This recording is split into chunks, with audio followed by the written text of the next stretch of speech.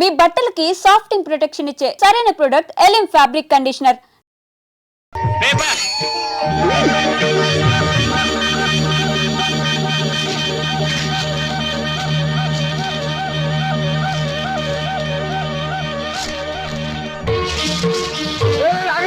అదే ఎంగిలిస్తున్నా రిజల్ట్స్ వచ్చింది మాత్రం తొందరగా చూడండిరా. నాకు అసలు టెన్షన్ గా ఉంది.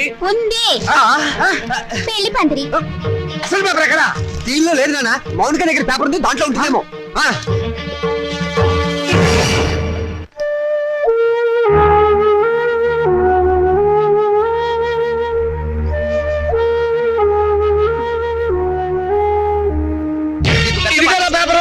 రండి వెతుకున్నానా? దేవుడికి దండం పెట్టుకుని చూడండి. ఆడపిల్ల మహాలక్ష్మి, ముందు దాని నెంబర్ చూడండి. మాకు తెలుసులేవే. ఇదిగో ఇక్కడుంది. వరుడికి 50 ఏళ్ళట. ముసలాడు. రాజా, నీ నెంబర్ కనపట్టలేదేమిట్రా? ఒకవేళ అది లాటరీ టికెట్ నెంబర్ ఏమోనండి. వీడు స్టేట్ ఫస్ట్ వచ్చి ఉంటాడు నా ఫ్రంట్ పేజ్ లో చూడండి. అంత కష్టపడి చదివితే నెంబర్ లేకుండా ఉంటుందా? ఈ చివరుందేమో చూడండి. చూసారే, 1-10 సార్లు చూసా. నెంబర్ ఉంటేగా కనపడటానికి. అంటే నేను తప్పినట్టేనా నాన్న?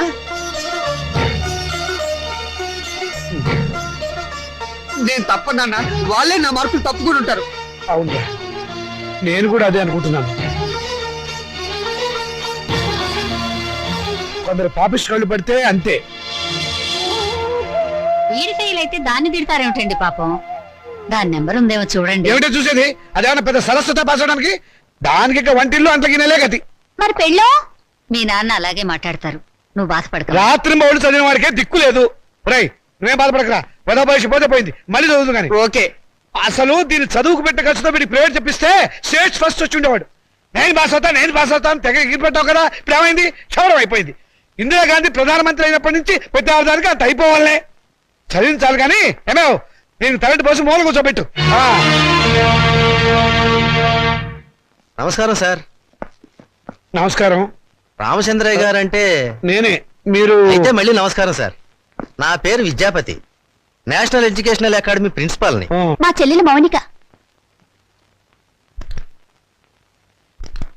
ఏమిటండి ఈ ఫోటోలు హడావిడి? కంగ్రాచులేషన్స్. దేనికి? మీ అమ్మాయి మౌనిక ఎంసెట్ పరీక్షలో స్టేట్ ఫస్ట్ వచ్చిందండి.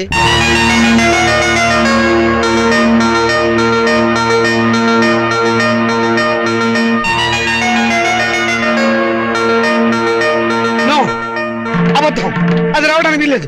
కష్టపడి చదివిన వాడు తప్పడం, జులైగా తిరిగింది పాస్ అవడమా? మోసం, అన్యాయం, అక్రమం. కాదండి, నిజం. నేను ఇప్పుడే విద్యామంత్రి గారితో కూడా మాట్లాడొస్తున్నాను. అమ్మాయి నెంబర్ ఫ్రంట్ పేజీలో వేశారు, కావాలంటే చూడండి. ప్రెస్ వాళ్ళు కూడా వచ్చారు అమ్మాయిని ఇంటర్వ్యూ చేయడానికి. మేడం, ఎంసెట్ లో స్టేట్ ఫస్ట్ వచ్చినందుకు మీరు ఎలా ఫీల్ అవుతున్నారు? ఆడదానికి చదువు అవసరమని గుర్తించిన నాన్నగారు నాకున్నారని గర్వపడుతున్నాను. మీ నాన్నగారు మిమ్మల్ని బాగా ఎంకరేజ్ చేసేవారా? ఎంత చేసేవారో నాకు తెలుసు, ఆయనకు తెలుసు. పాపం, ఆయన ఎప్పుడు ఇందిరాగాంధీని ఆదర్శంగా తీసుకోమంటారు. మీరు అభిమానించేవాళ్ళు మేడం? నన్ను ద్వేషించేవాళ్ళు. చివరగా మేడం, మీ జీవితాశయం ఏమిటో చెప్తారా? పెళ్ళి. పూల మొక్క నీ భవిష్యత్ ఏమిటి అని అడిగితే ఏం చెప్తుంది? తోటమాలిని అడగమని మౌనంగా చూస్తుంది. అంటే స్వతంత్రం దేశానికొచ్చింది కాని ఆడదానికి రాలేదని నమ్మేవాళ్ళు మా నాన్నని ఆదర్శంగా తీసుకోవాలి. ఎందుకంటే చదువుకోవాలనే పంతం నాలో పెంచింది మా నాన్న.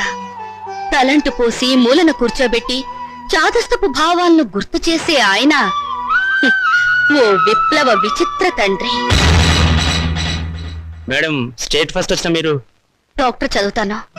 కనపడే రోగాలు, కనపడని రోగాల్ని బాగు చేస్తాను. మీ ఇంటర్వ్యూ అయిపోయిందా? ఇక దయచేయండి. అయ్యా, మీరు నాకు సహాయం చెయ్యాలి. ఏం చేయమంటారో చెప్పండి. ఈవిడ గారు పాస్ అయినట్టు గోడలకి వాల్ పోస్టర్లు అంటించమంటారా? అందుకు మా కాలేజీ ఉంది కదండి. అమ్మాయి మా కాలేజీలో చదివినట్టు, మా కోచింగ్ వల్లే అమ్మాయి స్టేట్ ఫస్ట్ వచ్చినట్టు అమ్మాయి ఫోటో వేసుకుని ప్రచారం చేసుకుంటాం. సొమ్ము నాది, షోకు మీద వీలేదు. షోకు మీకు ఉంది సార్. అందుకు బహుమానంగా 50,000 రూపాయలు ఇచ్చుకుంటాం. 50,000? ఇంకేం మాట్లాడకండి సార్, కావలిస్తే లక్షిస్తాం. అంతసేపు వెతికావు, నీ రిజల్ట్స్ నీకు తెలియలేదమ్మా? ఉంచండి. నా రిజల్ట్ నాకెప్పుడో తెలుసమ్మా. నే వెతికింది అన్నయ్య నెంబర్ని. నా బంగారు తల్లి.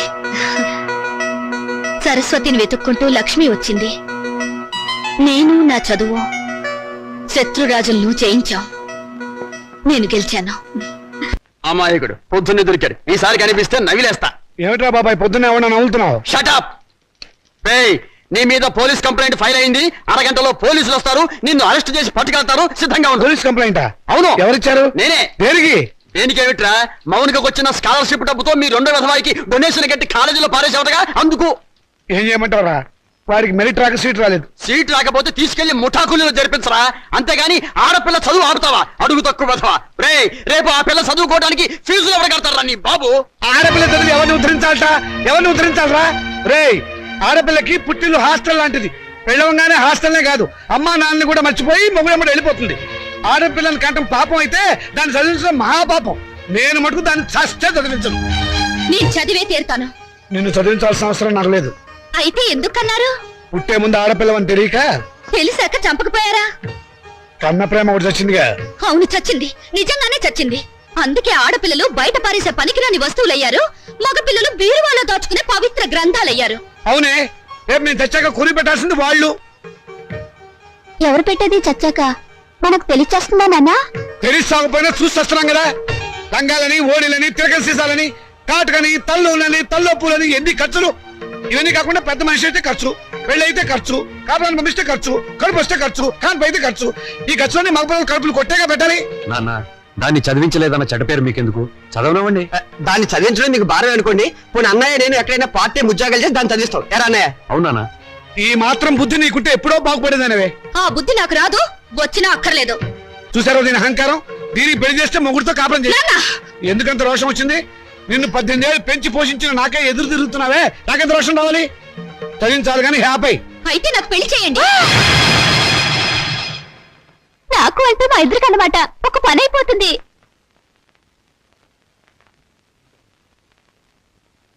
నువ్వు మాట మీద నిలబెడతావా? నిలబడతాను. కానీ ఒక విషయం, రేపు నన్ను కట్టుకున్నవాడు మధ్యలో పోతే నా గతేమిటి? వదిలేస్తే నాకేమిటి దారి? నా జీవితానికి బ్రతుకి ఏమిటి గ్యారంటీ? బ్రతికినంత కాలం పుట్టింట్లో పడి కుక్క తిండి తినాలి, మీ చేత చీచా అని పిలిపించుకోవాలి, అంతేగా?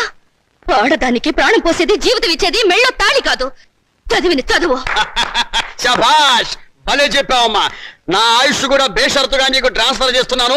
రెండు కలిపి 200 సంవత్సరాలు హ్యాపీగా బతికేసాయి.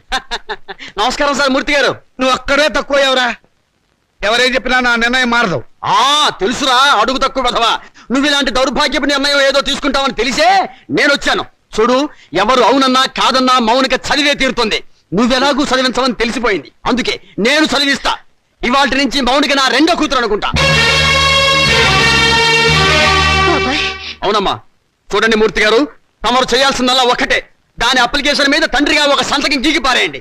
దానికి కూడా ఏదైనా కూలీ కావాలని చెబితే నేను ఇస్తాను. అమ్మడు మౌనిక, విమర్శించేవాడు లేకపోతే ఎదిగేవాడికి ఎంకరేజ్మెంట్ ఉండదు. వాడి తిట్లు, చీవాట్లు నీకు విటమిన్లు, ప్రోటీన్లు అనుకో. వాడు నిన్ను కాదు అనడమే నీ ఎదుగుదలకు మంచిదారి.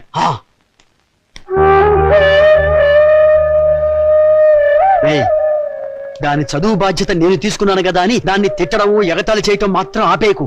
ఆపితే దాని ఎదుగుదల ఆగిపోతుంది.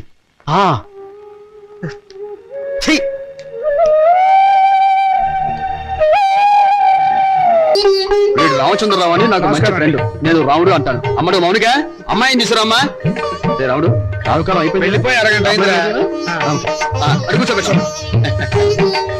తీసుకో తీసుకో. చూడండి, మా అమ్మాయి అందంగా లేదని ఏ వెధవా అనడు.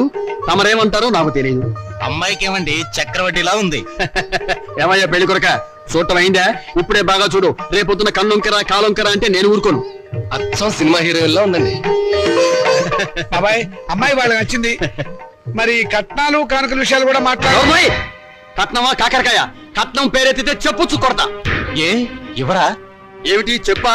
కట్నం అయితే చచ్చిన ఇవ్వను. చూడండి మాస్టారు, నాకు 2 పిల్లలు, ఒక ఆడ ఒక మగ. ఈ అడుగు తక్కువ వెధవలా కాకుండా ఆడని మగని సమానంగా చూసే అభ్యుదయ భావాలున్న వెధవని నేను. మరో విషయం, నాకున్న ఆస్తిని 3 భాగాలు చేశాను. అందులో ఒకటి నాకు, ఒకటి మా అమ్మాయికి, 3వది మా అబ్బాయికి. ఇంకో షరతు, నాకు ముసల్తనం వచ్చిన తర్వాత 6 నెలల పాటు మా అమ్మాయి దగ్గర, 6 నెలల పాటు మా అబ్బాయి దగ్గర ఉంటాను. ఇవన్నీ మీరు బాగా ఆలోచించుకోండి. అంతా బాగానే ఉంది, ఆ చివరిదే బాలేదు. మొదలు పెడితే బాగానే ఉంటుంది. ఏం బాగుండదు. బాబాయ్, అర్థం లేని మాటలు మాట్లాడి సమాధానం చెడగొట్టుకోకు. శుభ్రంగా అబ్బాయి కాళ్ళు కడిగి కన్యాదానం చెయ్యి. నువ్వు నోరుమోయ్. వీళ్ళ దరిద్రపు కాళ్ళు కడగాల్సిన దరిద్రం నాకు పట్టలేదు. నీకంత సరదాగా ఉంటే ఆ కట్నాలు కనుకలేవో వాళ్ళ మహాలు బట్టి ఆ దరిద్రపు కాళ్ళు నువ్వే కడుక్కో, నాకు అవసరం లేదు. అది కాదురా. నువ్వు ఇంకేం మాట్లాడద్దు, ఎవరు బయలుదేరచ్చు. ఇంత జరిగాక ఇంకా ఉంటావా? పదవే. క్షమించండి, ఒక్క నిమిషం ఆగండి. మీరేం అనుకోకపోతే తమరు ఒక్కసారి మా ఇంటికి వచ్చి మా పెద్దమ్మాయిని చూడండి. వీడి కూతురు కంటే అంతకత్తే బాగా చదువుకుంది. పైగా దాన్ని చేసుకున్నవాడు సినిమా యాక్టర్ అవుతాడని కోయవాడు జోషి కూడా చెప్పాడు. మీరు అనుకున్నట్టు కాకపోయినా కొద్దో గొప్ప కట్నం కూడా ఇచ్చుకోగలను. రేపు తిథి కూడా చాలా బాగుంది. తప్పకుండా రేపే వచ్చి చూడండి. సరే, అలాగే వస్తాం. అమ్మాయికి సంగీతం అంటే చాలా ఇంట్రెస్ట్ అండి. కానీ అమ్మాయి పాట పాడితే భర్త గండం అన్నారు. అందువల్ల సంగీతం అనిపించేశాను. భోజనం కూడా సరిగ్గా చేయదు. పగటి పూట 2 ముద్దలు, రాత్రి పూట 1 ముద్ద. తనలో పూలు కూడా పెట్టుకుంటే తనలో పోస్తుంటా. చూసారా, ఖర్చే లేదు. ఏమిటో ఈ కాల పాడపిల్లలు. అది ఆడపిల్లని అలా పెంచాలండి. మరి మిగతా విషయాలు అన్నయ్య గారు కాస్త ఆలోచించి అడిగితే బాగుంటుందేమో. అవుని అక్కయ్య లోపల తీసుకెళ్ళు. చూడండి బాబు గారు, మగబిడ్డ అన్న తర్వాత ఎంతైనా అడగచ్చు. రేపు మా వారికి అడగను. పెద్దవారి డబ్బుదే ఉందండి. అసలు మీలాంటి పెద్ద మనుషులకి డబ్బులు కక్కుర్తిపడే మనస్తత్వం అస్సలు ఉండదు. ఏదో లాంఛనప్రాయంగా 10,000 అనుకుందాం. మా గేదె ఖరీదే 10,000 అండి.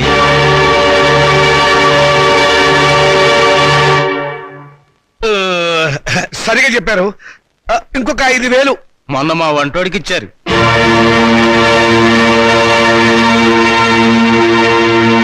బాబు గారు మీరేం కాదనకండి. ఆఖరి మాట 25,000. మా అమ్మాయికి మొదటి కాన్పు మగబిడ్డ పుట్టారనుకోండి, తాతగారి బహుమతిగా ఇంకో 5,000 ఇస్తా. ఓకే, ఒప్పేసుకోండి. సంతలో పశువులా ఈ బేరాలేమిటి? మౌనిక నువ్వు ఊరుకోవే. దొరక్క నాకు మొగుడు దొరికాడు. నీ కర్మ. సర్లేండి, త్వరలో ముహూర్తాలు పెట్టించండి. వస్తాను. థ్యాంక్ యూ బాబు గారు. సీత వస్తున్నానండి. ఈ నెల 10వ తేదీ ఉదయం 10 గంటలకు ముహూర్తం. పనులన్నీ స్పీడ్ గా జరగాలి. వీడెక్కడా? రాజా ఏంటి నాన్నగారు? ఏం చేస్తున్నావురా? చదువుకుంటున్నానండి. గుడ్, చదవాలిరా.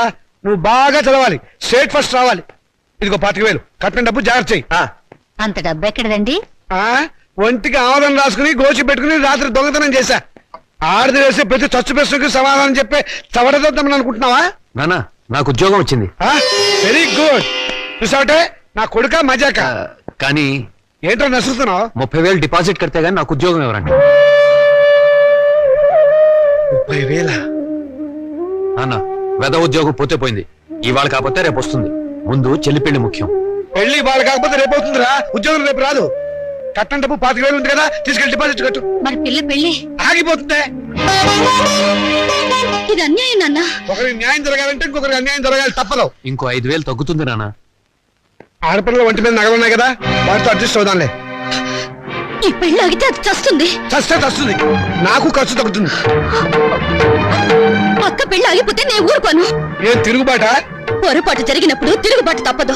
ఒక బిడ్డ కడుపు కాల్చి ఇంకో బిడ్డ కడుపు నింపాలనుకోవడం అన్యాయం. ఒంటెల మీద కొట్టినప్పుడే ఓర్చుకున్నాను. ఈ చెంపదెబ్బ భరించలేనా? పాపం పిచ్చిది. పెళ్లి మీద ఆశలు పెట్టుకుంది. ఈ పెళ్లి ఆగితే దాని గురించి లోకం ఎన్ని రకాలుగా మురుగుతుంది. అమ్మాయి అన్నది నిజమే కదండి. ఇది ఆడవాళ్ళ రాజ్యం కాదు, నా రాజ్యం, నా కొడుకుల రాజ్యం. నోరు మూసుకో. ఏం తప్పు మాట్లాడిందని నోరు మూసుకోవాలి? మీ అధికారం అహంకారం మా స్వేచ్ఛని ఎంతకాలం ఇలా చంపుతాయి? ఏ మగపిల్లలతో సమానంగా బతికే హక్కు కూతుళ్ళమైన మాకు లేదా? లేదు. ఎందుకు లేదు?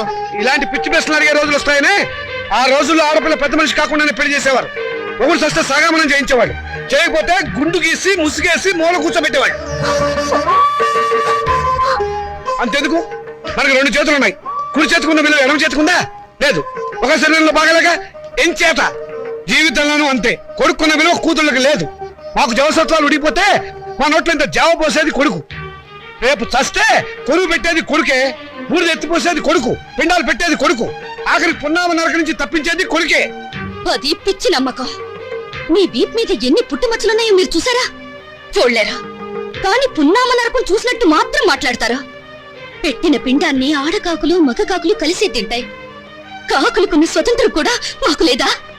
కాకులు పితృదేవతలైనప్పుడు కన్న కూతుళ్ళు కావాల్సిన వాళ్ళు కారా? మరైతే నాకు పెళ్లి కాదా? ఏడిస్తే వాళ్లకు మరీ చులకనగా ఉంటుందక్క. కన్నీళ్లు తుడుచుకో. పరిస్థితి అర్థమైందిగా. నా మాట విను. మళ్ళీ కాలేజీలో చేరి చదువుకో. చదివించడానికి నా దగ్గర లంకె బిందెలు లేవు. ఉన్నా దాంట్లో ఉన్న బంగారం అంతా మీ కొడుకులకి ఇవ్వండి. ఆ ఖాళీ బిందులు మాకిస్తే మేము నీళ్లు మోసుకుని బ్రతకడానికైనా పనికొస్తాయి. మౌనిక అక్కడ నేను చదివించుకుంటానులేండి. మా నాన్నగారు మన ఫస్ట్ నైట్ ని అమెరికాలో ఏర్పాటు చేద్దాం అనుకున్నారు. అమెరికా అయినా అనకాపల్లి అయినా సీనిదే కదా. సీన్ అంటే నేను చెప్తాను కదా.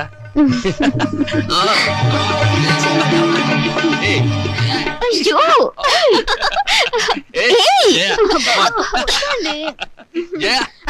ఏంటిది? నా ఉసురు తగిలి మంచం విరిగిపోతుందిలే. నాకు చేయకుండా వాడికి చేస్తారా పెళ్లి? ఒళ్ళు మండిపోతుంది. అయ్యో అక్కడ శోభనం కూడా అయిపోయింది. నా పెళ్లి కూడా చేస్తే ఒక పని అయిపోయేదిగా.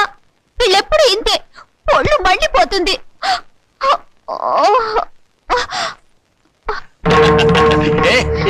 అబ్బా, వద్దండి.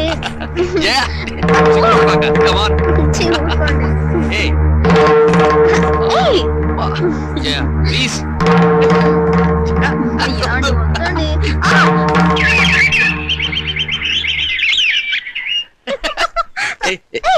వదినా, రాత్రి గదిలో తేలుకుంటుందా? కెవ్వు నరిచావు? కాదు, మీ అన్నయ్య కుట్టాడు. నోర్మై పిచ్చివాగుడు నువ్వు. పోమ్మా.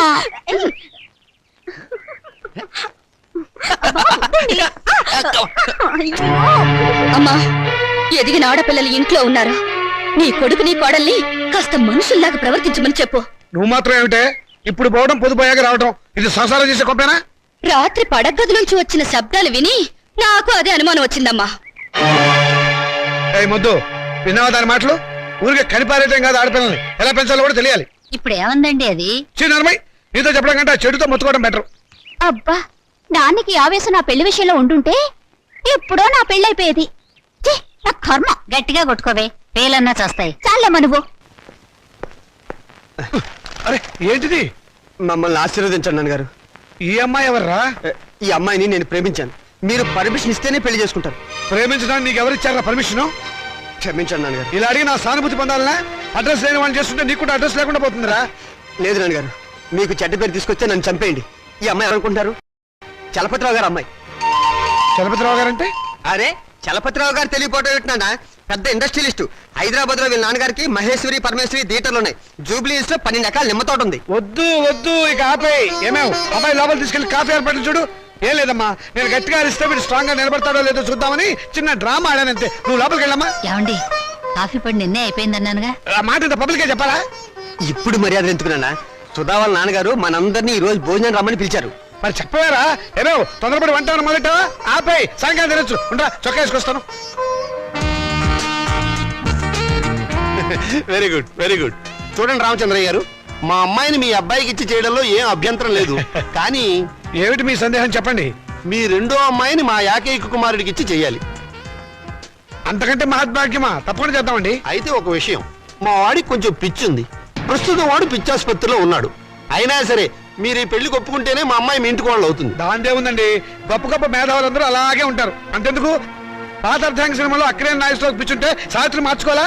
అంతెందుకు ఈ మధ్య వచ్చిన ఆపద్బాంధవుడు చిత్రంలో ఆ హీరోయిన్ అదే మీనాక్షి శేషాద్రిని ఆ హీరో ఎవర్రా? చిరంజీవి గారు. అచ్చం అలాగే ఉంటారు. అచ్చు మావాడిలాగానే ఉంటాడు, మార్చుకోవాలా? అలాగే ఇది. నాన్న, అవి సినిమాలు, జీవితం కాదు. జీవితాలు చూస్తే సినిమాలు తయారు చేస్తారు. నువ్వు నోరు మూసుకో. నోరు మూసుకుని ఇన్నాళ్ళు బ్రతికాను. మౌనిక, చూడండి సార్, మాకు తండ్రి లేడు. ఆయన దేశాల మీద పోయాడు.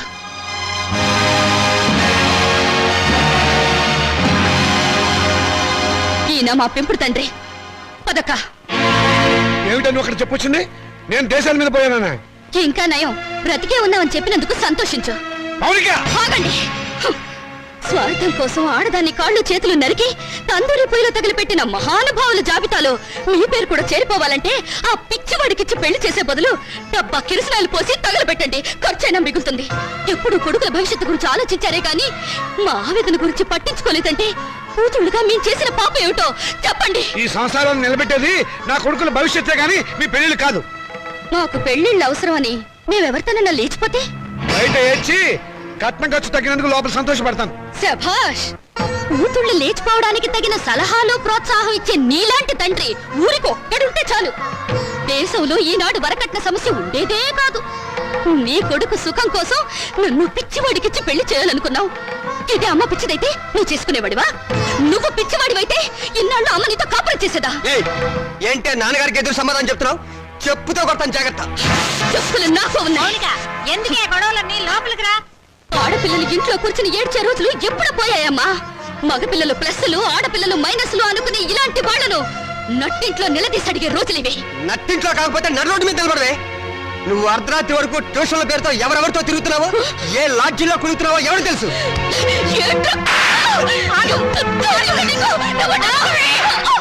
సంగతి అంతా నాకు తెలిసే. నువ్వు నోర్మయ్యా. నేను అన్న దాంట్లో తప్పే ఉందమ్మా. దీని చెడుతురులకు రేపు కడిపైతే తలదించుకోవాల్సింది మేము. విన్నావా అమ్మా? వీడు నేను చెడిపోయానంటున్నాడు. ఆడపిల్ల తన దాపరికాలు తల్లి దగ్గర దాచదు కదమ్మా. నేనెంత మందితో తిరిగాను, ఎంత బాగా చెడిపోయాను నువ్వే వీడికి చెప్పమ్మా. మౌనిక, ఓ వీళ్ళు నీ కొడుకులే కదూ. కొడుకులు కొరివి పెడతారని మమకారంతో కూతుళ్ళకు తల కొరివి మీరు పెడతారా? నాన్న, మీరు స్వర్గంలో సంసారం చేస్తే మగ పిల్లలు, నరకంలో సంసారం చేస్తే మేం పుట్టావా? ఏనన్నా, పసితనంలో మగ పిల్లలకు పనికిరాని బట్టలు మాకు తొడిగి స్కూలుకి పంపారు. అప్పుడు దేవుటని అడిగే తెలివి లేదు. వయసు వచ్చాక చిరిగిపోయిన నీ కొడుకుల లుంగీలను లంగాలుగా మార్చి మమ్మల్ని కట్టుకోమన్నారు. అప్పుడు వా తెలిసినా అడిగే ధైర్యం లేదు. ఈ రోజు నేను చెడిపోయినని నింద వేసి నా శీలం మీద వీళ్ళు బురద చల్లారు. చెడిపోయిన కూతురు ఇంట్లో ఉంటే వ్యాపారం చేసుకోక ఇంకా నీకు వీళ్ళకు ఉద్యోగాలు ఎందుకు? ఒకడు బస్ స్టాండ్ లో, ఒక రైల్వే స్టేషన్ లో నిలబడి ఖాతాలు తెస్తారు. నువ్వు ఇంట్లోనే ఉండి వ్యాపారం చూసుకో. నా రేటు ఎంత అని అడగను, నా రేటు పెంచమని డిమాండ్ చేయను. నీ కొడుకులు చదువులకే కాదు, వీళ్ళిద్దరు బిల్డింగ్లు కట్టుకోవడానికి కూడా ఈ కూతురు ఉపయోగపడుతుందని నువ్వు తెలుసుకో. విలువేంటో తెలియాల్సిన అవసరం ఇక్కడ ఎవరికి లేదు. నువ్వు నోరు మూసుకుని లోపలికి వెళ్ళు. పోతాను. నేను ఇక్కడే ఉంటే నిజంగానే నన్ను చెడగొట్టి ఆ డబ్బుతో మీ అవసరాలు తీర్చుకుంటాను. మిమ్మల్ని మీ ఇంటిని విడిచిపెట్టి వెళ్తే తప్ప నేనుగా బ్రతకలేను. మౌనిక ఆగు, నేను నీతో పాటు వస్తాను. నువ్వెక్కడికే? మౌనిక ఎక్కడుంటే నేను అక్కడే ఉంటాను. ఎందుకంటే నేను ఈ ఇంట్లో ఉంటే మీరు నా పెళ్లి చేయరు, ఎవరికైనా అమ్మేస్తారు. అందుకే నాకు తొందరగా పెళ్లి కావాలి. నేను మౌనికతో వెళ్ళిపోతాను. పిచ్చ పిచ్చగా ఉందా? గడప దాటావంటే కాళ్ళు చేతులు నరికేస్తాను, జాగ్రత్త. ప్రాణాలు తీస్తావన్నా భయపడా. నువ్వు పదక. అవసరం అయితే అది జరుగుతుంది. నోరు మూసుకుని ఇంట్లో పడి ఉండండి. మర్యాదగా మమ్మల్ని బయటికి వెళ్ళనివ్వండి. ఆగండి.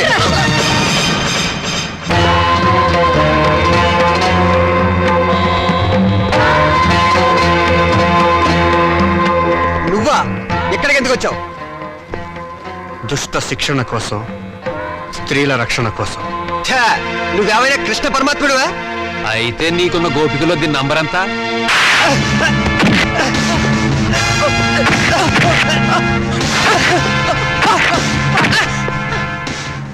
లెక్క పెట్టి నెంబర్ ఎంతో మీరే తెలుసుకోండి. రామోనిక,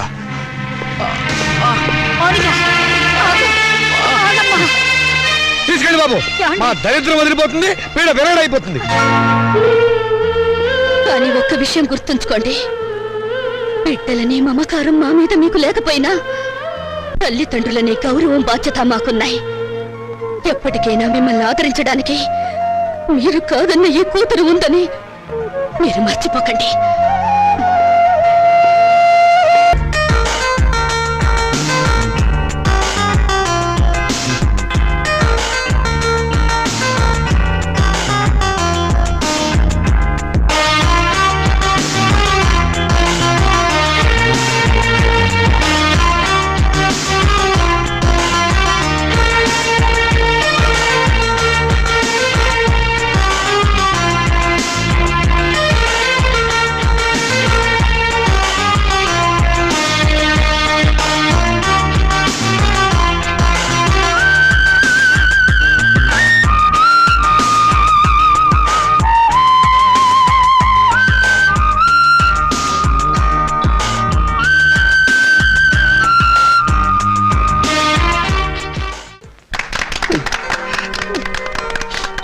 రే బాబాయ్, నేను రిటైర్ అయిపోయిన తర్వాత నన్ను ఎవర్రా తిడతారు?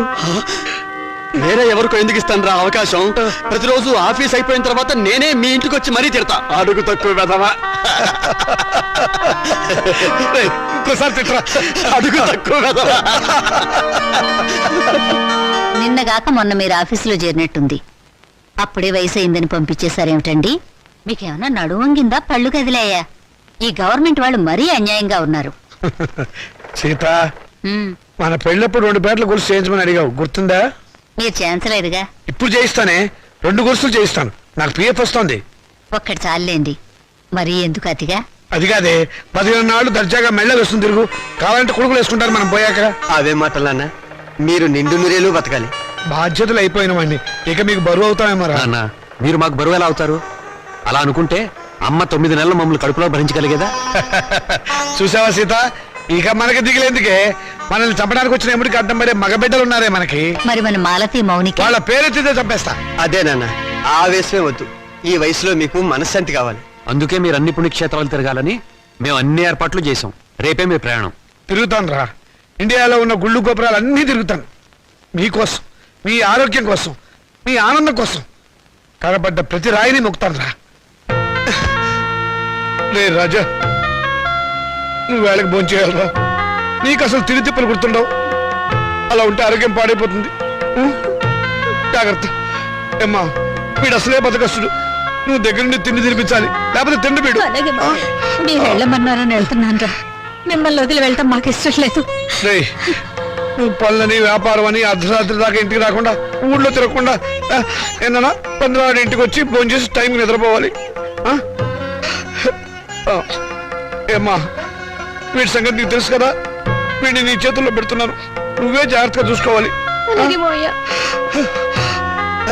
వస్తాను, వస్తానమ్మా.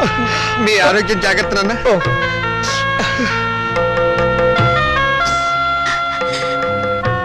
చెల్లెళ్ళు ఎలా ఉన్నారో ఒకసారి చూసిరండి. టైం అయిందిరా, వస్తాను. జాగ్రత్తగా ఉండండి. ఏమిట్రా మళ్ళీ పిచ్చి సన్నాసి? వీడు అసలే నాన్న వదిలిపెట్టి ఉండలేడు. మళ్ళీ 15 రోజుల్లో వచ్చేస్తాం కదా. దీని మీద సంతకం పెట్టండి. ఏమిట్రా ఈ హడావిడి? ఇప్పుడు పొద్దు నుంచి ఏం చేస్తాను? ఆ పెన్నిటు. మేము పెట్టబోయే వ్యాపారానికి మీరు పెట్టుబడి లేని పార్ట్నర్. అది దానికి సంబంధించిన అగ్రిమెంట్. త్వరగా వచ్చేయండి. పెళ్ళే ముందు హడావిడి. చెల్లెళ్ళని ఒకసారి వెళ్ళి చూసిరండి. అలాగేనమ్మా. టైం అయింది, త్వరగా పోనేవయ్యా. పిండత్రయదేవతాభ్యో నమః. ధ్యానవాహన షోడశోపచార పూజాన్ సమర్పయామి. ఓం అయోధ్యా మధురామాయ కాశీ గాంజ అవంతికాః పూరీద్వారావతీ దేవా సప్తైతే మోక్షదాయకాః. అహం కాశీం గమిష్యామి త్రైమనివసామ్యం ఇది భగవాన్ సర్వం కాశీ దాసవనం నభేత్. శ్రీశైలం కాశీ కేదారంగాళహస్తేశ పక్షిషం పంచక్షేత్రం పఠేన్ నిత్యం మహాపాతకనాశనం. పిండత్రయాధిష్టాన దేవతాభ్యో నమః.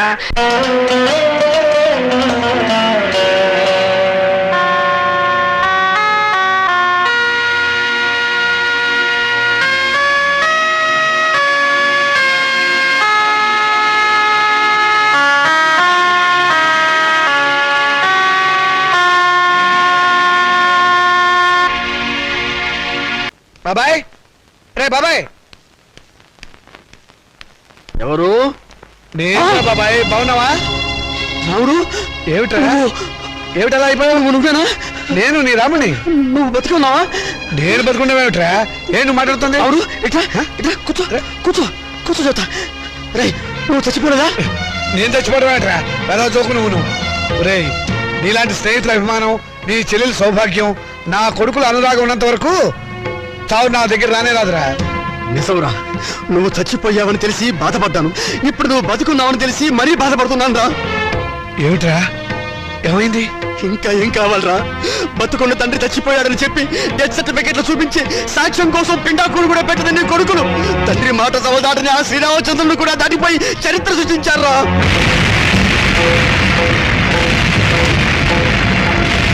నేను చచ్చిపోయాని చెప్పి నా కొడుకులు పిండాకుడు కూడా పెట్టారు.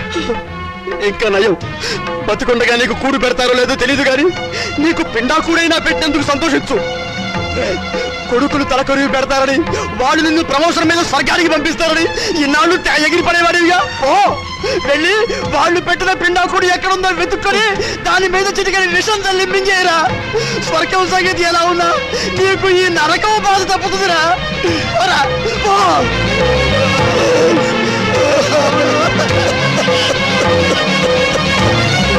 మన ఇల్లు కూడా అమ్మే చెరువు. రేయ్! నేను చచ్చినట్టు దొంగ సర్టిఫికెట్ సృష్టిస్తారా? నా పీఎఫ్ నా పెన్షన్ తీసేసుకుంటారా మిమ్మల్ని? ఏ నువ్వు చావా? రేపు నువ్వు చేస్తే పిఎఫ్ మాకెవరా? ఎప్పుడు బ్రతికుండడానికి నువ్వు ఆయన అమృతం తాగేవా? మిమ్మల్ని అడిగి పారేస్తాను, చంపి పారేస్తాను. కాదురా, నా భార్య చాలానికే. తీసేస్తాను. తీసేస్తాను.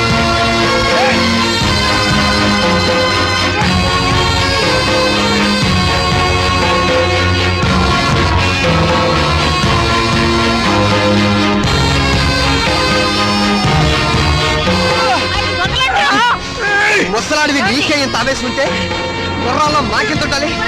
ఎరగబడి కొట్టే చస్తావా నాగం.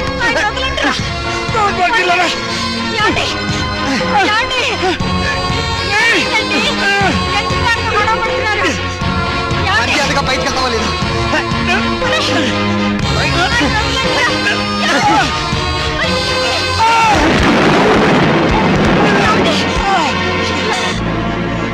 దౌర్భాగ్యులారా, ఈయన జీవితం అంతా సంపాదించింది మీకే దారిపోసారు కదరా. ఎందుకురా మీ నాన్నను మోసం చేశారు? లేకపోతే మమ్మల్ని మోసం చేస్తారని. లోకులు కాకులై కూస్తే రేపు మీ మనసు మరి మీ కూతురికి ఆస్తి పంచాలనే ఆలోచన మీకొస్తే మాకు అదేం కావాలి? అందుకనే మిమ్మల్ని కావాలని తీర్థయాత్రలకు పంపించి ప్రపంచం దృష్టిలో మీరు చచ్చారని నమ్మించాం. ఓరి పాపాత్ములారా, అందుక మమ్మల్ని తీర్థయాత్రలకు పంపింది. లేకపోతే తీర్థయాత్రలకు వెళ్ళి పుట్టెడు పుణ్యం మూట కట్టుకొస్తారానే?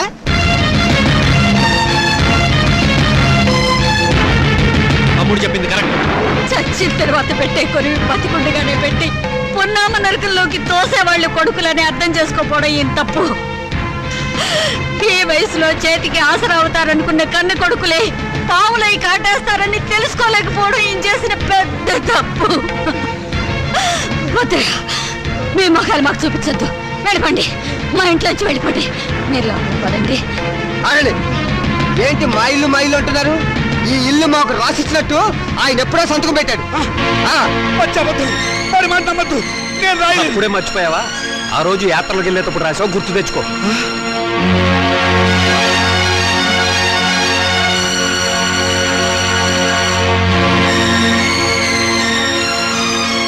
సీత, నీ కొడుకులు పెద్ద కుట్ర చేశారు, నమ్మించి మోసం చేశారు.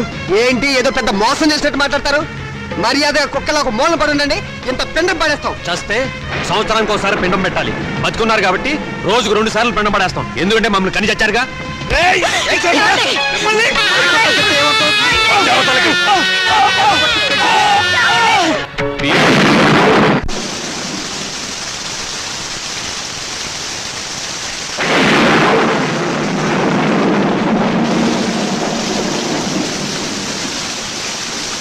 అత్యంతరంగా కొడుకులు వెళ్ళగొడితే అనాథల్లా చెట్టు కింద ఉన్నాం.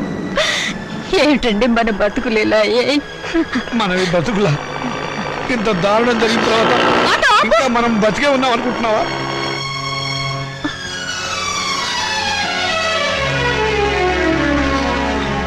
అమ్మా, నాన్న, మీరిక్కడ ఏం జరిగింది? మీ అన్నయ్యలు మమ్మల్ని వెళ్ళగొట్టారమ్మా. మరి నేను గుర్తుకు రాలేదమ్మా? ఈ కూతురింటికి రావాలనిపించలేదా నాన్న?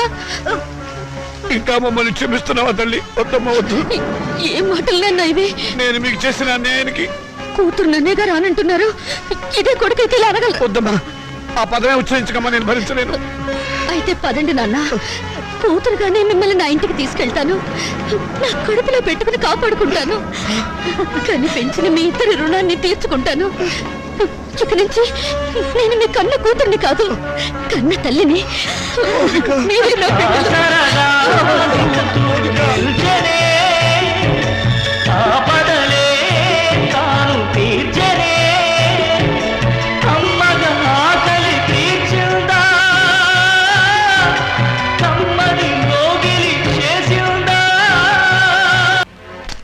చూసావన్నాయి మౌనికి ఎంత పొగరు? నాన్న మనకిచ్చిన ఆస్తులు వాళ్ళకే సమాన భాగం ఉందని కోర్టు నుంచి పంపించింది. ఆడదానికి ఆస్తిలో భాగం ఇవ్వమని అడిగే హక్కు ఎక్కడిది? హక్కు ఇక్కడిదని కొంపలో కాదు అరిచేది. గట్టి ప్లేడని పెట్టి రేపు కోర్టులో వాదించడానికి ఎవరైనా లాయర్ ఉన్నారా? నేనున్నాను యువర్ ఆనర్. ఆడదానికి ఆర్థిక స్వాతంత్రం లేకపోవడం మూలంగానే సమాజం హీనంగా చూస్తోందని ప్రభుత్వం ఎన్నో చట్టాలు చేసింది యువర్ ఆనర్. 1937 సంవత్సరం వరకు ఉమ్మడి కుటుంబంలోని ఆస్తిపై స్త్రీలకు ఎటువంటి హక్కు లేదు. కానీ Hindu women's right to properties act of 1937 ప్రకారం పూర్వీకుల ఆస్తిపై మగవారితో పాటు ఆడవాళ్లకు కూడా ఆస్తిపై హక్కు వచ్చింది. కానీ ఆ హక్కు ఆస్తిని అనుభవించడానికే తప్ప అమ్మటానికి గాని ఇతరత్రా ఉపయోగించుకోవడానికి గాని వీల్లేదు. హిందూ సక్సెషన్ యాక్ట్ 1956ను ఆంధ్రప్రదేశ్ ప్రభుత్వం వారు కొన్ని సవరణలు చేశారు. 1988 సంవత్సరంలో యాక్ట్ 13 ప్రకారం మరికొన్ని సవరణలు చేశారు. అందువల్లే స్త్రీలకు పురుషులతో పాటు ఆస్తిలో సమానమైన హక్కు, సమిష్టి కుటుంబ ఆస్తిలో భాగవడికే హక్కు వచ్చింది. నా క్లయింట్ హక్కుతోనే కోర్టుకు వచ్చింది యువర్ ఆనర్. ఇలా కోర్టుకెక్కే ధైర్యం లేక మగవాళ్ల దౌర్జన్యానికి బలైపోతున్న ఆడవాళ్లకు దారి చూపించడానికి ఈ కేసు చక్కని ఉదాహరణ. అయితే యువర్ ఆనర్, నా క్లయింట్ నాన్నగారి ఆస్తిని వాళ్ళ అన్నలు పంచుకొని నా క్లయింట్కు అన్యాయం చేశారు. కనుక యువర్ ఆనర్, చట్ట ప్రకారం నా క్లయింట్కు రావాల్సిన ఆస్తిలోని సమాన వాటా ఇప్పించవలసిందిగా కోర్టు వారిని కోరుతున్నాను. మీ వాదంతో మేము అంగీకరించాం. మీ క్లయింట్ అన్నలు స్వాధీనం చేసుకున్న ఆస్తిని యువర్ ఆనర్, ఈ కేసులో ప్రతివాదులైన రాజాకుమారులు నాకు వకాల్తా ఇచ్చారు. నా వాదన కూడా తమరు వినాలి. ఆస్తిని పంచడంలో మీకేమైనా అబ్జెక్షన్స్ ఉన్నాయా? ఉంది యువర్ ఆనర్. నా క్లయింట్స్ తండ్రి రామచంద్రయ్య గారు ప్రముఖ పారిశ్రామికవేత్త చలపతిరావు గారి దగ్గర 3 లక్షల రూపాయలు అప్పుగా తీసుకున్నారు. అది వడ్డీతో కలిపి 4 లక్షల రూపాయలైంది. దానికి సంబంధించిన నోటు తమకు సమర్పించడం జరిగింది యువర్ ఆనర్. ఆస్తి హక్కే కాదు, అప్పుల్ని పంచుకోవలసిన బాధ్యత కూడా అందరి మీద ఉంది. రామచంద్రయ్య గారి ఆస్తి విలువ మొత్తం 4 లక్షల రూపాయలు. దాని 2 కూతుళ్ళు 2 కొడుకులకు సమానంగా పంచితే తలకొక 1 లక్ష వస్తుంది. అదే అప్పును పంచితే ఒక్కొక్కళ్ళు 1 లక్ష తీర్చవలసి ఉంటుంది. ఆ అప్పును నా క్లయింట్స్ ఆల్రెడీ తీర్చేశారు గనక ఇక మాలతి మౌనికలకు ఆస్తి పంచవలసిన అవసరం లేదు అని కోర్టు వారు గమనించవలసిందిగా వేడుకుంటున్నాను. నాన్న, నన్ను నిజం చెప్పనివ్వకుండా తల వంచుకునేలా చేశావు. వాళ్ళు లేని అప్పులు సృష్టించారు. నువ్వు బ్రతికే ఉన్నావని కోర్టులో ఒక్క మాట చెప్పుంటే వాళ్ళ బ్రతుకుల్లో బాంబు పడేది. బ్రతికున్న నిన్ను చంపి పిఎఫ్ కాజేసి నేరానికి జైలు కూడా తినేవాళ్ళు. కోర్టులో నిజం చెప్పొద్దని నువ్వు అడ్డుపడ్డావు. మా స్వేచ్ఛని, మా ఆనందాన్ని, మా బ్రతుకుల్లో కొడుకుల కోసం తాకట్టు పెడితే గాని నీకు తృప్తిగా ఉండదు. చిచ్చి, మీ అమ్మ నిన్ను కనుకుండా ఉండుంటే మేమంతా హాయిగా ఉండేవాళ్ళం. నాకే ఎంచక్కా పెళ్లి కాకుండా కడుపు తెచ్చుకుని పిల్లల్ని కంటాను. కానీ అది మీకే చెడ్డ పేరు.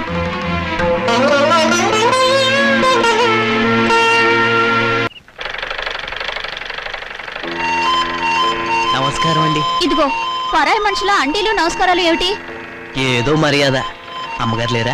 లేదు, మౌనికతో కలిసి గుడికి వెళ్ళింది. ఓహో. అన్నట్టు చంద్రం, నువ్వు ఇచ్చిన రుక్మిణి కళ్యాణ పుస్తకం చిరిగిపోయింది తెలుసా? అలాగా? ఉమ్, కొత్తది తీసుకొస్తాను, బాధపడకండి. నాన్నగారు లేరా? లేరు. ఏ ఎందుకని? ఏం లేదు, నిన్న ఒక సన్యాసి కనపడి పెళ్లి కావడానికి ఒక మంత్రం చెప్పాడు. అదేంటో నాకు చెప్పవా? అది రహస్యంగా గదిలోనే చెప్పాలి. నిజంగానా? అయితే పూజ గదిలో చెప్పు. రా. అలాగే, పద.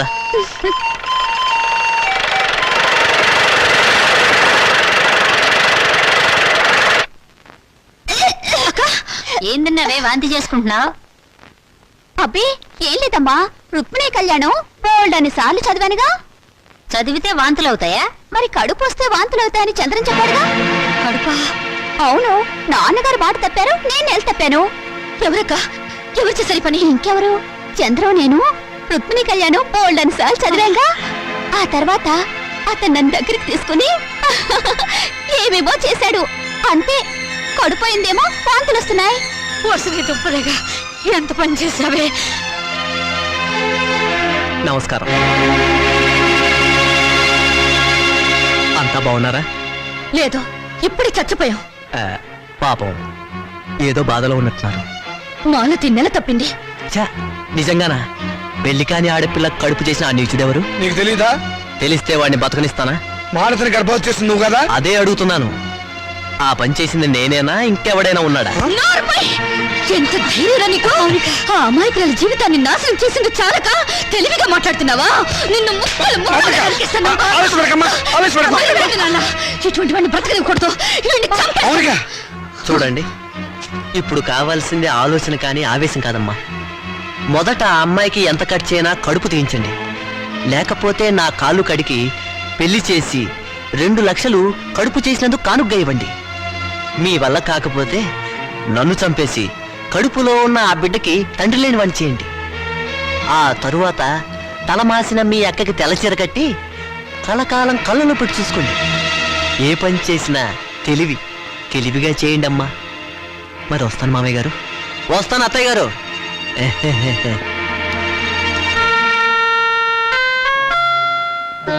మౌనిక, చంద్రాన్ని నువ్వు నిజంగానే చంపేస్తావా? మరైతే అప్పుడు తాళి తెంచేయడానికి అతను నా మెళ్ళ తాళి కట్టలేదుగా? పోన్లే, చంద్ర చెప్పినట్టు నిజంగా తెల్ల చీరైనా కట్టుకుంటాను. గాజులు పొట్టు తీసేస్తానే, కానీ కడుపు మాత్రం తీయించొద్దు. ఎందుకంటే మొగుడు పోయినా బిడ్డను చూసుకుంటూ చచ్చిపోయేదాకా నీ ఇంట్లో పని మనిషిగానే బ్రతుకుతానే. అమ్మైనా నాన్నైనా నువ్వే అనుకుని నీతో పాటు వచ్చాను. నా బిడ్డను కూడా నీ బిడ్డలాగే చూసుకుంటావు కదా. మరప్పుడు నాకు పెళ్ళెందుకు, మొగుడెందుకు?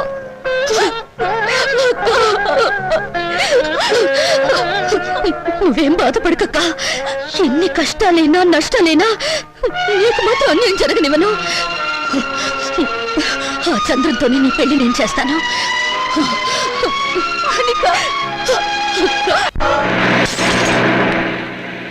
అరే బ్రదర్, నాన్నని మౌనికని మోసం చేసినట్టు నన్ను మోసం చేయవు కదా?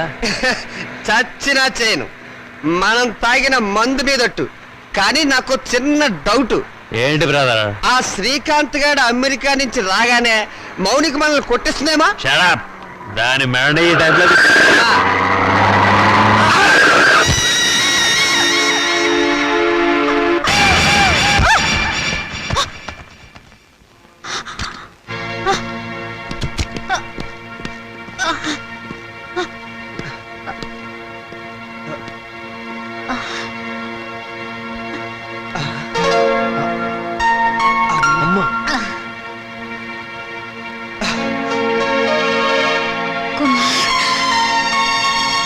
రాజా, మాతృదేవో భవ మాయ మాట, పితృదేవో భవ పిచ్చి మాట, నవమాసాలు నవ్వులాట, భవబంధాలు పాత మాట.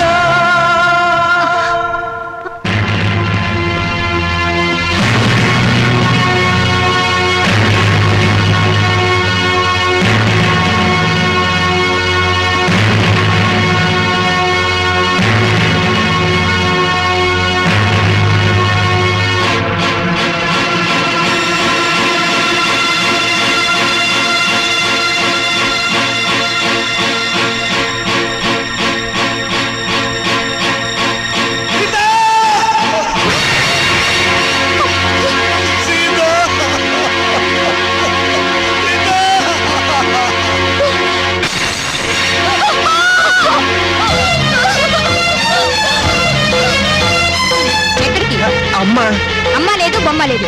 ఇప్పుడు వెళ్తే దహనం ఖర్చులు దినం ఖర్చులు అన్ని మన మీదే పడతాయి. మీ అమ్మ చావు మీరు చూడలేదు. పదండి పదండి పదండి పదండి. సీత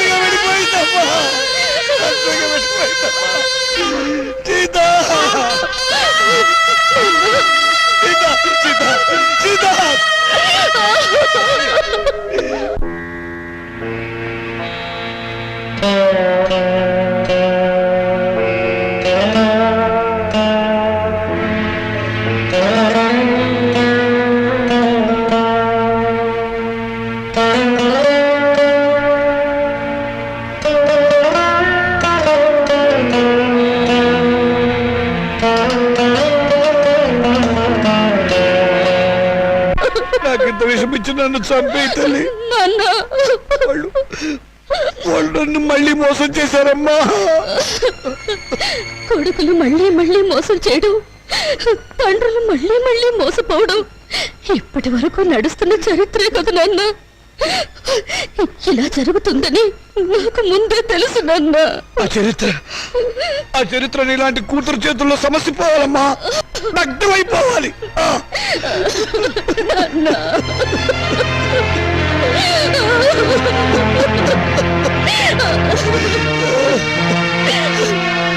అరే బాబాయ్ బాబాయ్, నువ్వు అర్జెంట్ గా నాకు సహాయం చేయాలి. ఏంట్రా ముందు కూర్చో మాట్లాడు. ఇప్పుడు చెప్పు ఏంటి? నాకు అప్పు కావాలరా. ఏ నీ కొడుకులకి బంగారు గోచీలు చేయిస్తావా? ఒరేయ్, ఏవీ లేదు, గోచీలు లోపల ఉంటాయి కదా, నువ్వు చేయించినట్లు ఎవరికీ తెలిసే అవకాశం లేదు, డబ్బులు వేస్ట్ అవుతాయేమోనని. చచ్చిన పాముని ఇంకా చంపకురా. పాము చచ్చిందో లేదో టెస్టింగ్ చేద్దామని. ఓకే, నీకు డబ్బు కావాలి. ఇప్పుడు డబ్బుతో అంత అవసరం ఏమొచ్చిందిరా? మా పెద్దమ్మాయి పెళ్లి వెంటనే చేసేయాలరా. నాకు అర్జెంట్ గా 2 లక్షలు కావాలి. నా జీవితంలో నేను ఎప్పుడు ఏ సహాయం అడగలేదురా. ఈ ఒక్కసారికి సహాయం చేయరా. నాకు ఎక్కడైనా 2 లక్షలు అప్పుగా ఇప్పించరా. ఒరే రావుడు, నీ కూతురు నాకు మాత్రం కూతురు లాంటిది కాదు. అసలు నా దగ్గర డబ్బుంటే నేనే ఇచ్చేవాడిరా. ఈ రోజుల్లో బతుకున్న వాళ్ళకే అప్పు దొరకడం లేదు. నువ్వేమో అందరి దృష్టిలో ఏనాడో చచ్చిపోయావు. నువ్వు బతుకున్న శవానివిరా. నీ దగ్గర ఏముందిరా? నీ రక్త మాంసాలు తప్ప. మాంసాలా?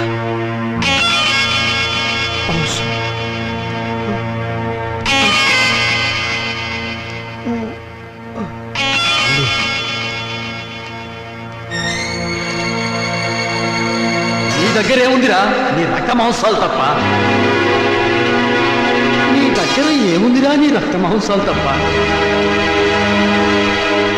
నీ దగ్గర ఏముందిరా? నీ రక్త మాంసాలు తప్ప.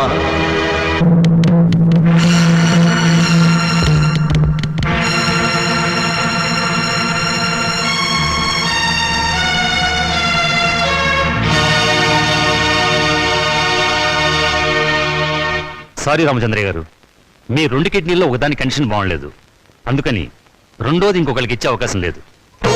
ఇస్తే ఏమవుతుంది డాక్టర్? మీ ప్రాణానికే ప్రమాదం. పర్వాలేదు డాక్టర్, నాకు బ్రతకాలని ఆశ లేదు. నేను ఎప్పుడు చచ్చిపోయాను. నాకు ఇప్పుడు డబ్బు చాలా అవసరం. నేను కిడ్నీ అమ్ముకోవడం తప్ప మరో మార్గం లేదు డాక్టర్. ప్లీజ్. సారీ రామచంద్రయ్య గారు, నా వృత్తికి ద్రోహం చేయలేదు. అలా అనకండి డాక్టర్, ప్లీజ్. మీకు చేతులెత్తి నమస్కారం పెడతాను. నాకు జీవితంలో ఇది ఒక్కటే అవకాశం. నాకు ఈ సహాయం చేయండి. Please help me. నాకు ఆపరేషన్ చేయండి డాక్టర్. నాకు ఆపరేషన్ చేయండి. అండర్స్టాండ్. ఆపరేషన్ చేస్తే మీ లైఫ్ డేంజర్. డాక్టర్, పర్వాలేదు డాక్టర్, నేను చచ్చిపోయినా పర్వాలేదు. నేను చస్తే అక్కడ 2 ప్రాణాలు బతుకుతాయి డాక్టర్. డాక్టర్ డాక్టర్ మీ కాలు పట్టుకుని ప్రార్థిస్తున్నాను డాక్టర్. మీ కాలు పట్టుకుని ప్రార్థిస్తున్నాను. ప్లీజ్. నా జీవితంలో ఈ భారతంలో చేసిన అన్యాయాన్ని ప్రాయశ్చిత్తం చేసుకోవాలి డాక్టర్. ఆ మంచి అవకాశం ఇప్పుడు వచ్చింది డాక్టర్, ఇప్పుడు వచ్చింది. మీరు కాదంటే ఇక్కడే నేను విదేశీ చచ్చిపోతాను డాక్టర్. రామచంద్రయ్య గారు, ప్లీజ్. కల్పన, త్వరగా రెడీ చేయండి, సాయంత్రం డిస్కస్ చేయాలి. అమ్మా మౌని, నేను ఒకసారి మన ఊరు వెళ్ళొస్తానమ్మా. ఇప్పుడంత అవసరం ఏంటి నాన్న?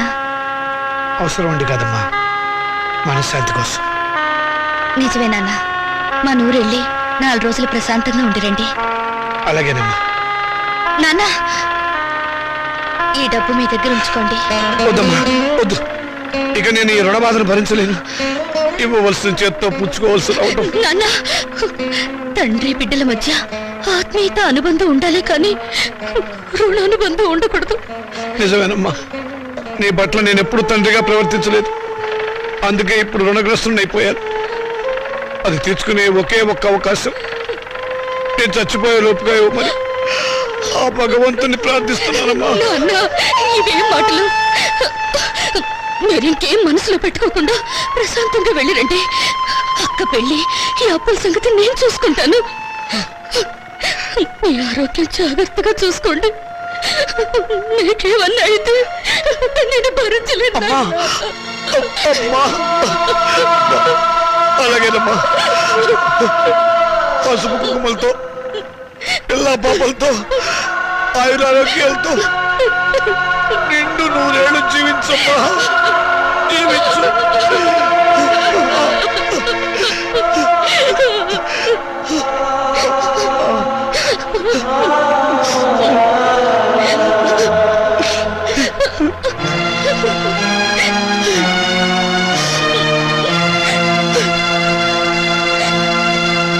పోస్ట్. మౌనిక అంటే మీరేనా? అవును. సంతకం పెట్టండి. Thank you.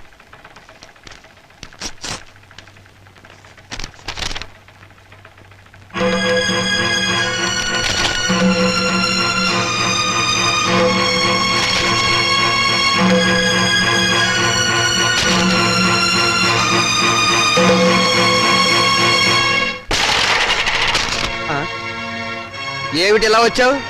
రావటానికి సిగ్గుండాలి. సిగ్గు లేని వాళ్ళ దగ్గరకు రావడానికి సిగ్గెందుకు? నోరు మూసుకుని బయటకున్నాడు. నడుస్తాను. ఈ కోర్టు నోటీస్ ఎందుకు ఇచ్చారు? ఇంకా మా దగ్గర ఏం మిగిలిందని? అదే ఆస్తి మీద సమాన హక్కు కోసం. ఆస్తా ఎక్కడుంది? ఉన్నా మీరేం మిగిల్చారు? లేని అప్పులు చూపించి మొత్తం దిగి మింగారుగా. మిగిల్చాం కాబట్టే కోర్టుకెక్కాం. మాకు మిగిలింది గౌరవనీయులైన నాన్నగారు. ఆయనే మాకు ఆస్తి. ఆస్తిలో మాకు వాటా ఉంది. మనుషులు ఆత్మీయులు అవుతారు కానీ ఆస్తులు కారు. ఎందుకు కారు? అమ్మితే డబ్బు వచ్చే ప్రతిదీ ఆస్తి కింద లెక్కే. నాన్న ఒంట్లో అమ్ముకోవడానికి పనికొచ్చే ప్రతి భాగం మీద మాకు హక్కు ఉంది. అమ్మగా వచ్చిన డబ్బులో మాకు వాటా ఉంది. మీరు మనుషులా రాక్షసులా? నువ్వేంటే రెచ్చిపోతున్నావు? నువ్వు మాత్రం ఏమైనా తక్కువ తిన్నావా? నాన్నగారి కిడ్నీని 2 లక్షలకు అమ్మేసుకోలేదు నువ్వు. ఏంటి? నాన్నగారు కిడ్నీ అమ్మేశారు? అంత అనుమానంగా ఉంటే ఇంటికి వెళ్ళి ఆయన పట్టుకోసి లెక్క పెట్టు. 1 ఉందో 2 ఉన్నాయో నీకే తెలుస్తుంది.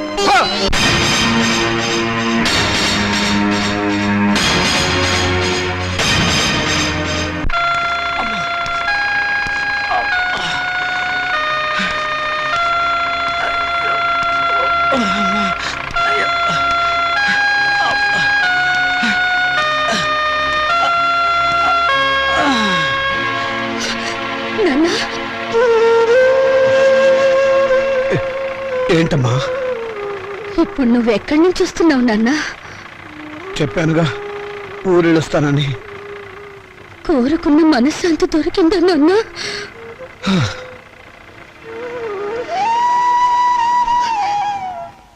దాని ఖరీదు 2 లక్షలు నాన్న. అది నీ శరీరంలో భాగం కాదా నాన్న? మౌనిక, శరీరంలో భాగాలు అమ్ముకుని మమ్మల్ని ఆదుకోవాలని చూస్తున్నావు నాన్న. ఆ దుర్మార్గులకు నా మనసును తాకట్టు పెట్టి దరిద్రుడైన వాడిని. మీ అమ్మ దగ్గరికి ఎంత తొందరగా వెళ్ళిపోవాలని ఆశలతో ఉన్నవాడిని.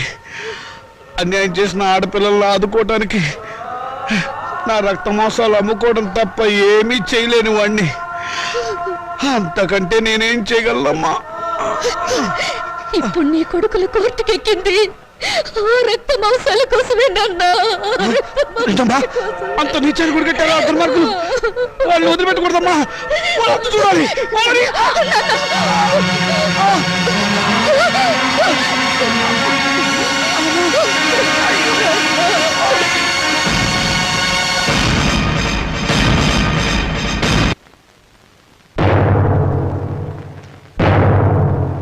యువర్ ఆనర్, ఇది ప్రపంచ న్యాయ చరిత్రలోనే కనీ విని ఎరుగని కేసు. ఇటువంటి కేసు ఇంతవరకు ఏ న్యాయస్థానం ముందుకు రాలేదు.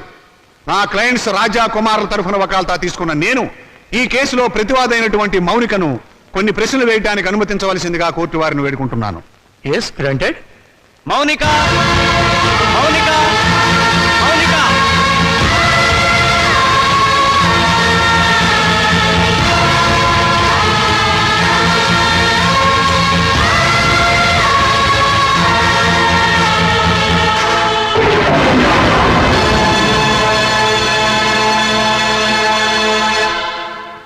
చూడమ్మా మౌనిక, కుమార్ రాజాలు నీకేమవుతారు? కీర్తిశేషులు. తెలుగు రాదా? చచ్చిపోయిన వాళ్ళు. చూశారా చూశారా? ఈ అహంకారంతోనే ఈ మౌనిక సంవత్సరం క్రితం కోర్టుకెక్కింది. హిందూ వారసత్వ చట్టం 1956 ఏపీ యాక్ట్ సెక్షన్ 13A ప్రకారంగా తండ్రి సంపాదించిన ఆస్తిలో కొడుకులతో పాటు కూతుళ్లకు కూడా వాటా ఉందని కోర్టుకెక్కి పోరాడి గెలిచింది.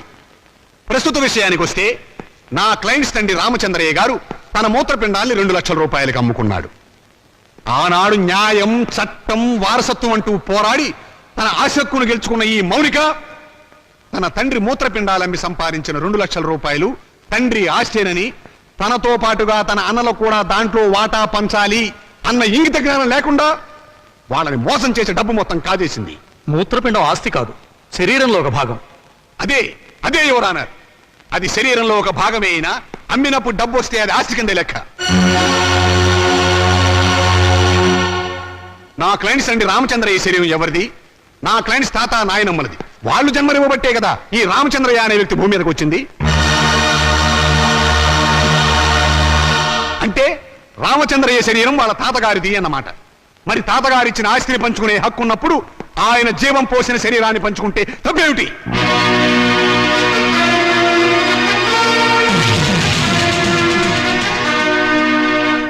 మిస్ మౌనిక, నీ తరఫున లాయర్ ఎవరైనా ఉన్నారా?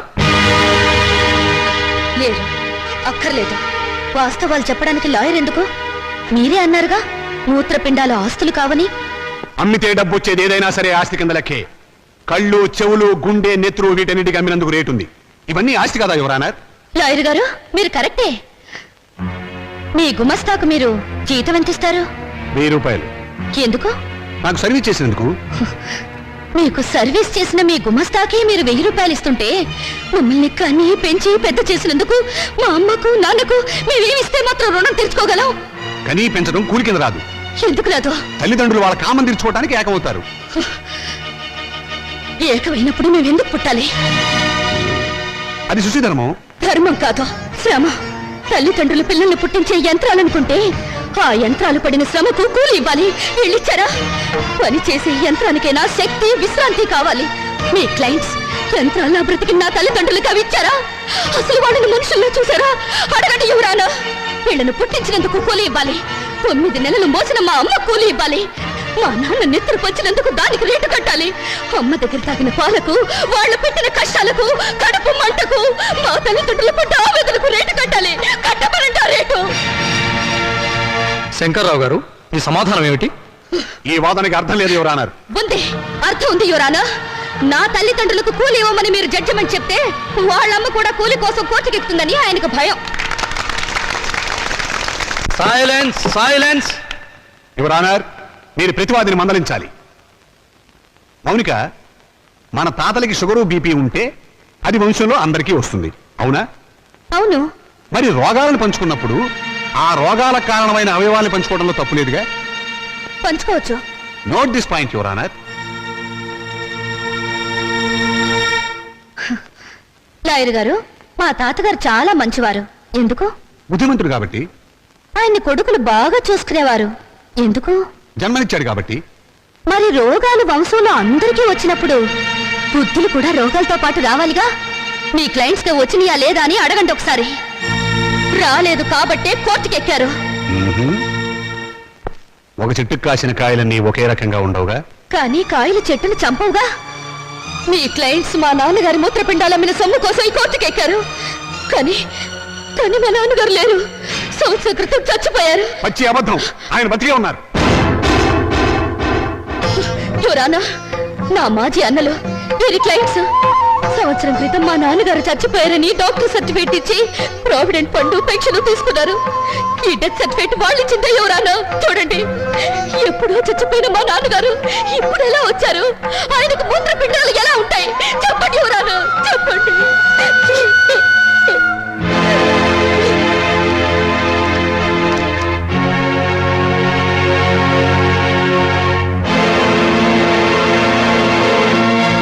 అవును, రామచంద్ర చచ్చిపోయాడు కదండి.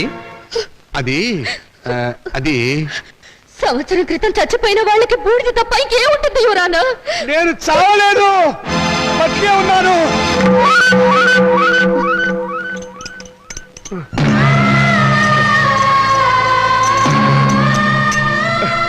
నేను చావలేదు యువరానా, బతికే ఉన్నాను. అరే, ఈయన బ్రతికే ఉన్నాడుగా. నన్ను ఆ బోన్ దగ్గర తీసుకెళ్ళు. యువరానా, మీరు లా పుస్తకాలు చదివి తీర్పు చెప్తారు. లా లేని ప్రపంచం తీరును, రక్త సంబంధం తీరును చూసి తీర్పు చెప్తారు. ఆలోచించండి. కొడుకుల పిచ్చిలో పడి కూతుర్లకు అన్యాయం చేశాననే బాధలు ఈ వెర్రి తండ్రి 2 లక్షలకు మూత్రపిండం అమ్ముకున్నాడు. ఆ సొమ్ములో వాటా కావాలని వీళ్ళు కోర్టుకెక్కారు. తల్లిదండ్రుల రక్త మాంసాలు పంచుకునేవి కావు. ప్రపంచంలో ఏ కోర్టులోనూ ఇటువంటి కేసు ఏ బిడ్డ ఏ తండ్రి మీద వేయలేదు. ఆ అదృష్టం మన రాష్ట్రానికి దక్కింది ఎటువంటి కొడుకుల దయ వల్ల. యువరానా, తండ్రి మాట కోసం రాముడు 14 ఏళ్లు అడవికి వెళ్ళాడు. తల్లిదండ్రులను పూజించి పాండురంగుడు దేవుడయ్యాడు. వీరగాథలు చెప్పి శివాజీ నెత్తురులో దేశభక్తి నింపింది అతని తల్లి జిజియాబాయ్. అటువంటి తల్లులు, తండ్రులు, బిడ్డలు పుట్టిన చరిత్ర గల దేశం మనది. ఓ చరిత్రలో పుట్టిన పురుగులు నా అన్నలు. శిబి చక్రవర్తి కర్ణుడు వాళ్ళ శరీరాలను కోసి దానం చేస్తే కన్న వాళ్ళను కోసి పెళ్ళాలతో పలా వండించుకుని తినాలనే పుర్రెలు వీళ్ళవి. అందుకే రక్త మాంసాల కోసం కోర్టుకెక్కారు. కుక్క మాంసం తినదు, కానీ మనిషి మాంసం కోసం, కన్న వాళ్ళ మాంసం కోసం ముందుకొచ్చారు. నాగరికతకు పట్టిన చెడ పురుగులు బిడ్డ. ఇటువంటి వాళ్ళను క్షమించి వదలకూడదు యువరానా. చెప్పండి మీ జడ్జిమెంట్. దేశ జనాభా పెరగకుండా ఆపరేషన్లు చేయించడం కాదు, ఇటువంటి మాతృహంతకులు, పితృహంతకులు దేశంలో పెరగకుండా కొత్త ఆపరేషన్లు కనిపెట్టమని సైంటిస్టులకు చెప్పండి యువరానా, చెప్పండి.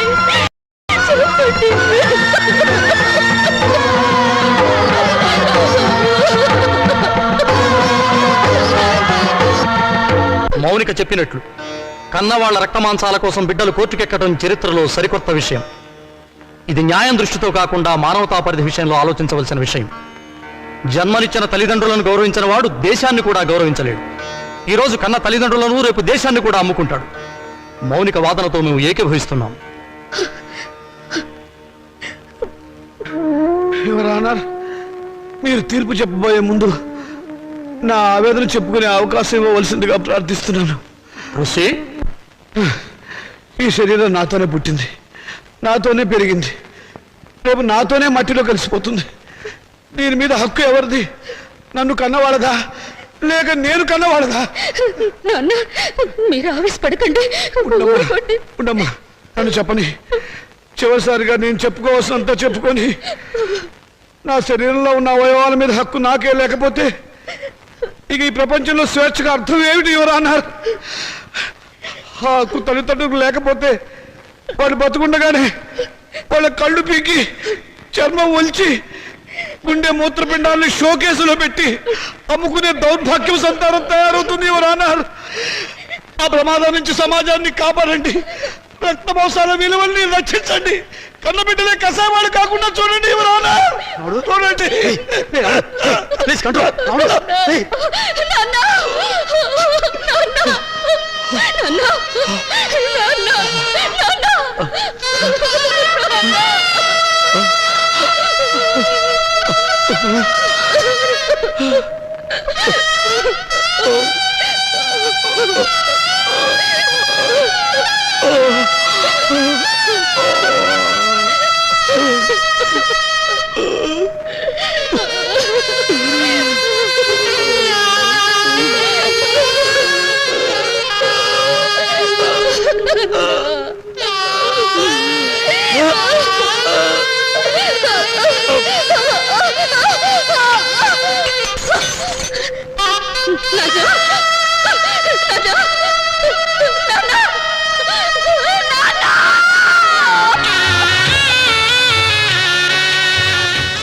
నాన్న చితికిని పండించే హక్కు నీకు లేదు.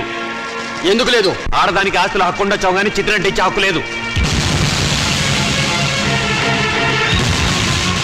సాంప్రదాయం ఒప్పుకోదు, ఆచారాలు అంగీకరించవు.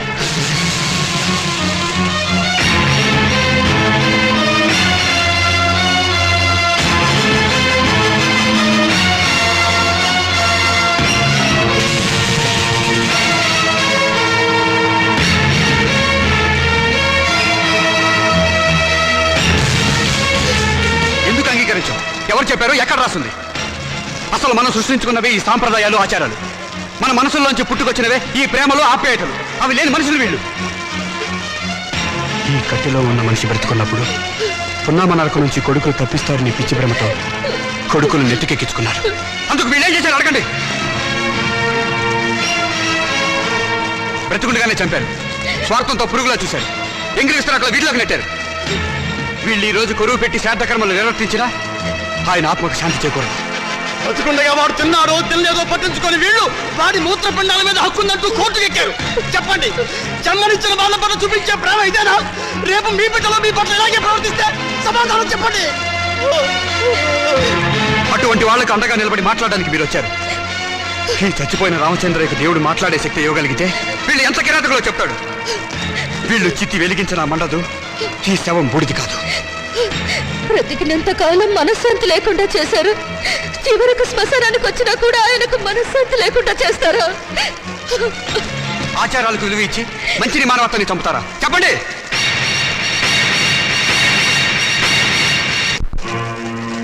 చిచ్చి వీళ్ళెంత వెదవలని మాకు తెలియదు.